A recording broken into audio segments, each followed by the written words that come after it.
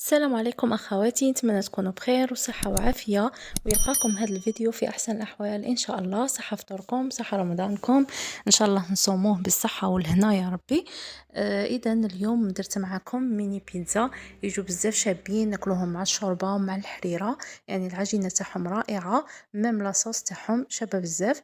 إذا نمر مباشرة للمقادير وطريقة التحضير. إذا هنا شا عندي كاس تاع الماء دافي، ما غاديش نديره كاع. عندي نص كاس تاع حليب دافي، وعندي نص كاس تاع زيت، ملعقه كبيره تاع خميره الخبز، وملعقه كبيره تاع السكر. انا هنا غادي نعبر الفرينه بهذا الكاس اللي فيه 150 غرام. اذا درت الكاس الاول، غادي ندير الكاس الزاوج ونزيد الكاس الثالث. اذا هنا ككل عندي 450 غرام تاع فرينه. نزيد عليها الملعقه تاع الخميره وملعقه تاع السكر، وعندي ايضا نصف ملعقه تاع الملح. اذا هنايا درت الخميره ودرت السكر، نزيد هذاك نص كاس تاع الزيت وندخل هذاك الزيت في الفرينه كما راكم تشوفوا هكا. يعني هذه الطريقه، هذه العجينه رائعه بزاف وتنجموا ديروا بها عده مملحات.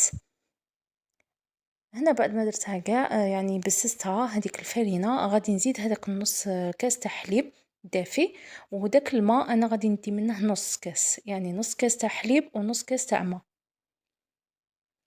كما راكم تشوفوا ندير غير بشويه الحليب ونقعد نعجن في العجينه تاعي. العجينه هذه متجينا تقعد طريه وتقعد تتلصق باش تنجح لنا، يعني تجينا ناجحه، ما نشفوهاش بزاف وما خلوهاش يابسه.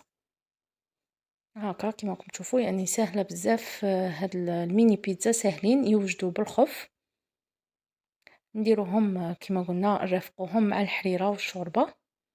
هنا نحطها فوق سطح العمل ونعجنها يعني حوالي دقيقتين فقط. كي تكونوا تعجنوا فيها حاولوا باش العجينه تاعكم ما تقطعوهاش، يعني تقعدوا تعجنوا فيها كيما راني نعجن فيها بهذه الطريقه. وكما قلت لكم تحسوها طريه وعاده تتلصق شويه. هكا انا هنا بعد ما عجنتها كاع درتها في الغيسيبيون ونغطيها وندير لها الطورشون من فوقها باش تخمر، ونروح نحضر لاصوص طوماط. اذا هنا في المقله حطيتها فوق النار، درت حوالي ملعقتين كبار تاع الزيت، ودرت زوج فصوص تاع الثوم. انا هذا الثوم اللي كنت فرزته معكم قبل رمضان. نزيد عليه ملعقتين كبار تاع الطماطم مصبره ونقلوها مليح مليح في الزيت مع الثوم كما راكم تشوفوا بهذه الطريقه. وهنايا غادي نضيف هاد الطماطم اللي كنت تاني درتها قبل رمضان، درتها في الكونجيلاتور. انا هنايا نخدم الطماطم نتاعي ونديرها في الكيسان جوطابل ونديرها في الكونجيلاتور، يعني كي نبغي نخدم بها نجبدها يعني نلقاها واجده ونديرها نحضر بها لي صوص تاعي. دونك هنا درت 3 حبات تاع طماطم هاكا مرابلين، درتهم. دونك هنا بعد ما دابو كاع شوفوا ما شاء الله كيفاش جات لاصوص، كيفاش راهي عاقده. هنا نضيف لها نصف ملعقه تاع الفلفل الاسود، ونزيد لها الزعتر. كما تعرفوا الزعتر هو تاع لي بيتزا يعطيهم بنه شابه. ودرت لها ثاني نصف ملعقه تاع الملح. هاكا هنايا درت اوراق من الزعتر، ريحته ما شاء الله، يعني ريحه لاصوص هنايا راهي ما شاء الله. هنايا بعد ما خمرت هذيك العجينه انا خليتها نصف ساعه خمرت. هنايا ندير الفرينه في سطح العمل ونحط العجينه كما هي، يعني ما نعاودش نعجنها ولا يعني نقعد نعجن فيها، لا نخليها كما هي نحطها ونورقها كما راكم تشوفوا. كي تورقوها قعدوا ديروا في الفرينه باش ما تقعدش تلصق لكم في البلان دو طرافاي. هكا الفرينه غادي تساعدنا باش تنتحل العجينه معنا غايه. انا هنايا كي ورقتها يعني ما خليتهاش غليظه وما رققتهاش بزاف ثاني، باسكو من بعديها غادي كي نطبعوها نخلوها ترتاح شويه غادي تعاود تخمر لنا.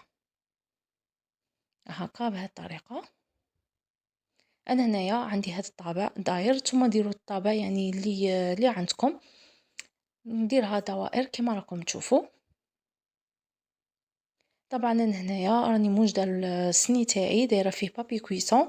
هاد الزوائد تاع العجين نقلعهم نعاود نعجنهم ونديرهم يرتاحوا باش نعاود تاني نورقهم ونعاود نطبع. هكا جبت السني فيه البابي كويسون، نحط فيه كاع هاد الميني بيتزا اللي راهم عندي ونغطيهم بطورشون ونخليهم ربع ساعة يخمروا، ومن بعدها نديرهم لاصوص هكا كيما راكم تشوفوا. نغطيهم ونخليهم هنا. بعد ربع ساعة ها هي لاصوص راهي واجدة. والزيتون الكحل راني مقطعاته، وعندي الطون تاع الزيت، بصح الطون ما نديرهش دروك حتى كي نخرجهم من الفرن عاد نديرهم. انا هنايا راني شاعله الفرن على 200 درجه، شعلته من تحت. هنايا ندير لهم كاع لاصوص كيما راكم تشوفوا، يعني لاصوص جات ما شاء الله هكا. نديرو كاع في الميني بيتزا اللي راهم عندنا. اللي ماش مشترك عندي في القناة فضلا وليس أمرا اشتراك وتفعيل زر الجرس هكا باش يوصلكم كل جديد من عندي، توصلكم وصفات وتدابير، يعني وصفات رائعة لشهر رمضان المبارك. وما تنسونيش أيضا باللايك، باسكو اللايك تاعكم هو اللي يحفزني ويخليني نديرلكم وصفات أكتر وأكتر. وشكرا بزاف للناس اللي راهي تدخل عندي، والناس اللي راهي تعلق، والناس اللي راهي دير لي لايك، ولا راهي تابوني عندي تاني. نشكركم بزاف بزاف. هاكا بعد ما درت لهم لاصوص كاع، دروك ندير هذوك القطع تاع الزيتون الكحل. نتوما هنايا عندكم حريه الاختيار، الا كان عندكم هذاك الفرماج تاع البيتزا، هذاك اللي يترابا ولا اللي مرابي تشروه واجد، ديروه تاني من الفوقه يجي شباب بزاف. انا هنايا اكتفيت فقط باللاصوص والزيتون، ومن بعدها نزيد ندير لهم الطون. هنا بعد ما دخلتهم الفرن طيبتهم من تحت وزدت طيبتهم من الفوق تاني، شوفوا خرجوا ما شاء الله. دروك غادي ندير لهم نزينهم بالطون كيما قلت لكم. انا هنا عندي الطون تاع الزيت هكا كيما راكم تشوفوا، يعني الطون تاع الزيت يعطيهم بنه رائعه. وانايا نفضل دائما ندير لهم الطون حتى نخرجهم من الفرن، يعني ما ندير لهمش قبل ما ندخلهم، باسكو بنته بعد ما توليش شابه الطون. دونك هكا بعد ما زينتهم كاع، شوفوا ما شاء الله كيفاش جاو، يعني جاو العجينة رائعة. شوفوا كيفاش محمر من تحت ومن الفوق تاني. نتمنى ان شاء الله تجربوا هذه الوصفة وتعجبكم. تبغوا ترافقوها مع الحريرة ولا مع الشوربة.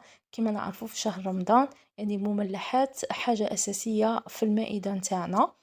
دونك نتمنى ان شاء الله يكونوا عجبوكم هاد الميني بيتزا، يجوا خفاف ويجوا يعني ساهلين، والمكونات تاعهم مكونات بسيطة موجودة في كل بيت وحاجة اقتصادية. إذا لعجبكم هذا الفيديو ما تنسونيش باللايك، وما تنسوش اشتراك في القناة وتفعيل زر الجرس. وإلى اللقاء في فيديو قادم إن شاء الله.